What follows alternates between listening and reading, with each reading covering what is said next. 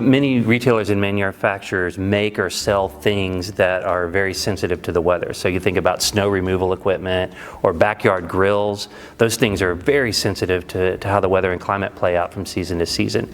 But it also governs consumer behavior, and it governs the cost of running their facilities and in moving their products around. So they are in multiple ways exposed to weather and climate, and this data stream is a big part of their larger analysis of the business that they do.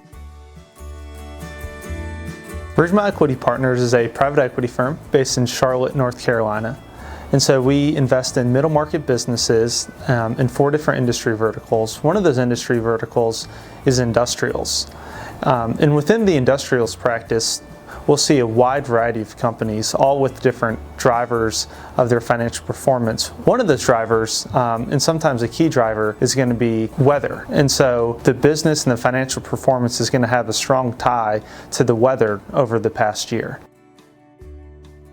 Silvercoat is a custom laminator of fiberglass insulation for pre-engineered metal buildings.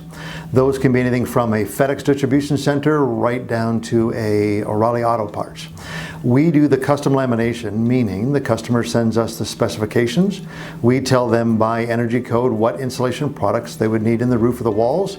We custom design it, custom cut it, and deliver it to their location. Weather's impactful to metal buildings because, as you would imagine, they're all outside. If we look at cold weather first, if there's been a longer period of cold weather, the metal buildings cannot put in their anchor bolts, which support the whole structure. If there's wind, too high wind, they can't put up the walls. If there's snow, depending on how much snow, the people can't work outside. So the weather impacts and weather forecasts and weather data help us to determine, will a project go on time or will there be a delay? I get calls and emails from retailers and manufacturers interested in our data. When does it come out? What do we have? Precipitation, drought, temperature, snowfall, and they take this information and plug it into their analyses to help improve their bottom line. How I started using data for climate for a sales role was to cover up or to give an answer finally to that sales guy excuse of, why were your numbers off last month? Well, it rained a lot. You can only use that for a couple of months without any supporting data. So by using the information available, I would plot out a PowerPoint presentation of month over month through the course of the year to show progression of more precipitation in regions, less precipitation in regions, and how that greatly affected or did not affect our outcomes. The reason why it's important is, as you would imagine, we are a manufacturing, but we're also a sales organization. So when we're looking at achieving our budgets, or even towards the end of the year when we're planning for the following year's budgets, if we have a prediction of what is going to happen or what has happened, we can adjust up or down a territory's budget based on what we think the weather may be. It's not the only factor, but it is one of the critical ones. NCEI's Regional Snowfall Index helps provide perspective and a benchmark when looking at investments that are going to be more tied to weather, specifically more tied to severe winter weather. And so, for example, when looking at an automotive aftermarket business, we're going to want to see how the financial trends have plotted against the snowfall in a region over a period of time.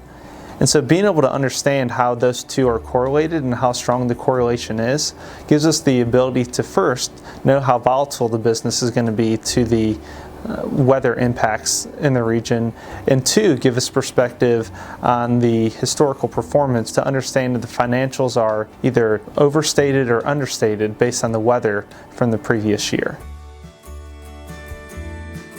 As a sales leader in our company, in projections going forward or explanations as backward, one of the active tools that I use now is the NCEI climate data. I've shown that it's credible data, I've shown that it's reliable data, and our company, my boss and his boss in particular, has accepted it and has now actually started to ask for it. We use the NCEI climate data reports when we're reviewing month over month and then year over year results from our sales territories. Depending on the data and how it has impacted the sales, we could adjust a person's budget upwards or downwards or increase their geography to allow for more revenue respective to their sales.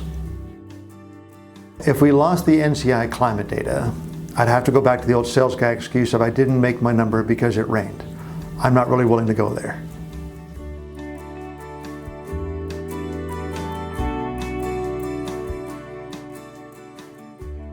Think about how much more information just in our own personal daily lives we use compared to 20 years ago. We have phones, we have computers, and they bring information to us constantly.